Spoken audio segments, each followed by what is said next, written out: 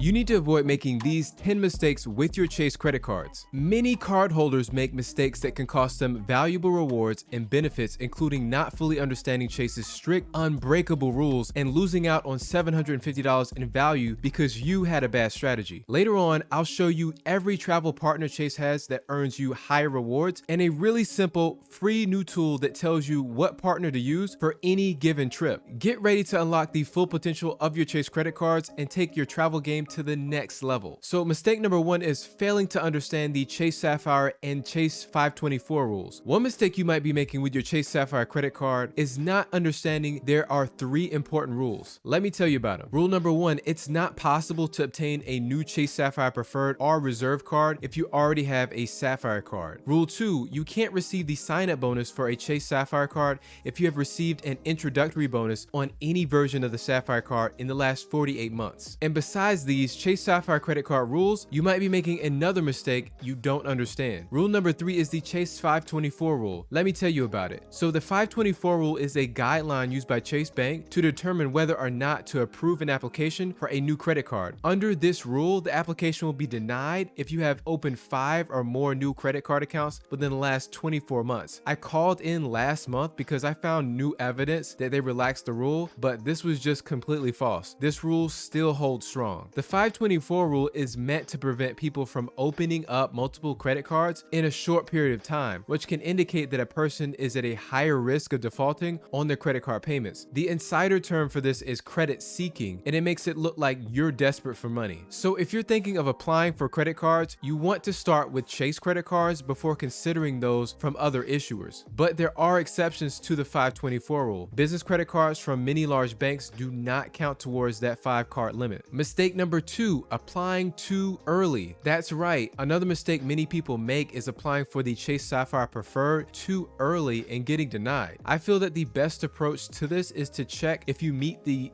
Chase Sapphire Preferred requirements before applying. And speaking of requirements, they include a credit history stretching 2 to 5 years, a good to excellent credit score, in other words, from 690 to 850, and an income over $50,000 per year. If you do not meet these requirements, I advise that you start working towards achieving them. Also, check out my videos on building credit fast using credit cards. Mistake number 3 is redeeming points on the Chase Ultimate Rewards portal. So another mistake you, like many other Chase Ultimate Rewards credit card holders, might be making is redeeming your points on the portal instead of transferring your points to Chase's 11 airline or 3 hotel partners. Redeeming your points on the Chase portal earns you 1.25 cents per point, but by transferring your points to an airline or hotel partner, you can get up to 8 cents per point. If you need help finding the right travel partners to transfer points to, I just found a really cool transfer lookup tool. The creator's name is Al Chen, who's a solutions architect for Coda. I'll leave a link to that on my website, which you can see down below. Mistake number 4, ignoring Chase small business credit cards. If you have a side hustle, consider applying for Chase's business credit cards. So the Chase Inc. Business Preferred and Inc. Cash credit cards are designed to help you grow your business. By using the Inc. Cash card, you can earn an amazing 5x points on your monthly internet bill and 2x points at restaurants. And personally, the Chase Inc. Business Unlimited card is first on my list of cards to apply for since it earns a flat 1.5% cash back on every purchase, and it comes with a jaw-dropping $900 sign-up bonus. However, if you love to travel, transferring your points to Chase Sapphire Preferred card is sensible. This way, you can take advantage of Chase's travel partners and redeem your points for a luxurious round trip to Europe in business class. Mistake number 5, failing to understand that the value of Chase Ultimate Rewards points depends on the card you have. Before anything else, I must say this: for you to transfer your points to Chase's 11 airline and 3 hotel partners, first and foremost, you need to have one of these cards: Chase Sapphire Preferred, Chase Sapphire Reserve, or Chase Inc. Business Preferred. If you want to find a flight with no blackout dates in the portal,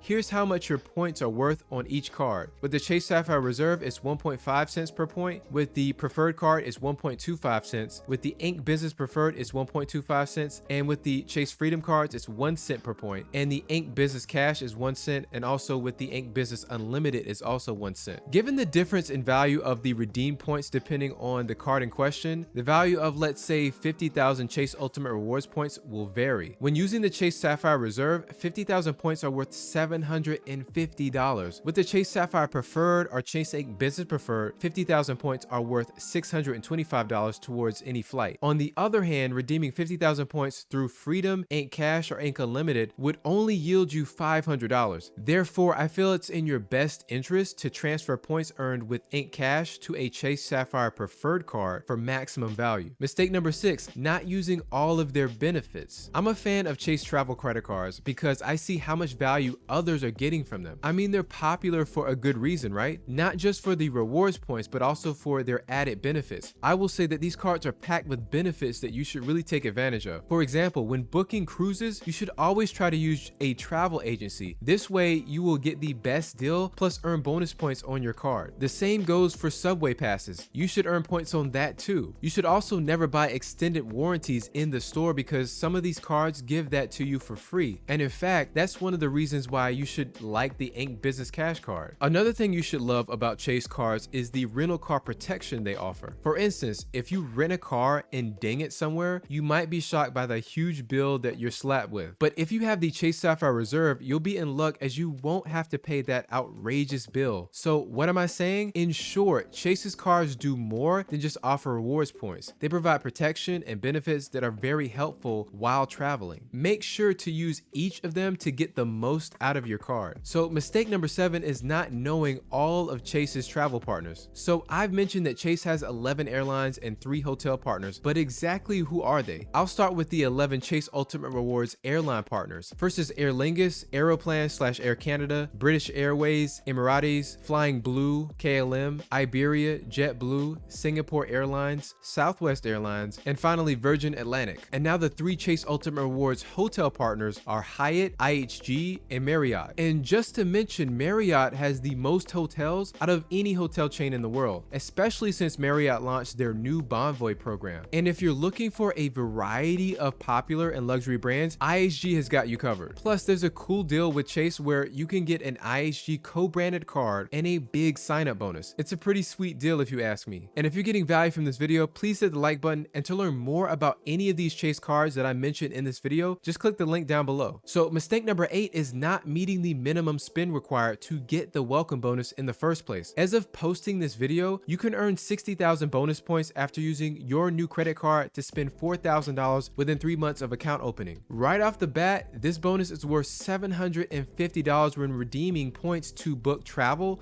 through Chase's Ultimate Rewards portal. But it's possible to squeeze even more value out of the bonus if you know the best ways to redeem your points. Still, many people make this mistake of not reaching the minimum spend threshold. Thus, they miss out on the welcome bonus. If you're having trouble achieving this target, I have some tips for you. You can use Plastic, which is a service that allows you to pay your rent, utility bills, and other expenses that need you to send an ACH or a paper check. You can use it with your credit card for a small fee of 2.9%, and it can help you attain the minimum spend. Another tip for achieving your minimum spend is buying gift cards for things you plan to purchase in the future. For instance, if you want to buy stuff from Amazon, you can buy Amazon gift cards worth $4,000 and then use your gift cards over the course of the year. And you can buy these gift cards in $1,500 increments. Last but not least, consider prepaying for various services. For example, Uber, cell phone service, and so on. Essentially, think of the services you already are paying for and then consider prepaying for them. Mistake 9, not maximizing the bonus categories. With the Chase Sapphire Preferred card, you will earn 5x points per dollar spent on all travel booked through Chase Ultimate Rewards, 3x points on dining, including eligible takeout and delivery services, 3x points on select streaming services, 3x points on online grocery purchases, excluding Target, Walmart, and wholesale clubs, and 2x points per dollar spent on travel purchases. In fact, Chase broadly defines travel to include airfare, hotels, rental cars, and expenses like parking, tolls, and public transit. And besides that, you will earn 1x points per dollar on all other spending. So you want to be aware of each of these cards categories, specifically dining, delivery services, taxis, and flights, and use your preferred card for those purchases. And for a tip, be sure to give things a hard look if you have several cards to ensure you're using them for the right bonus categories. Mistake number 10, failing to make payments on time. If you're considering getting into the hobby of earning miles and points with credit cards, it's important to make sure that you're the type of person who can pay their bills on time. The interest charges on these cards can be very high, and I don't wish you any trouble. It's really crucial to have a good credit score and not fall behind on your bills so that you can sleep well at night. However, if you're someone who pays their bills on time and can handle credit cards responsibly, this hobby can be be a lot of fun and very lucrative. I would say that using Chase Ultimate Rewards credit cards to earn points that can be turned into airline miles and hotel points is a great way to travel. I know it's very possible to explore places like Europe and indulge in all-inclusive luxury resorts in Asia using Chase points. They call it aspirational travel. But sometimes when you're first starting out, Chase may saddle you with a lower credit limit than you actually need for day-to-day purchases and leave you with a limited runway to use your card to earn points for travel to exotic locations. So if you need help with strategies for increasing your Chase credit limit, then check out this video next. Thank you for watching.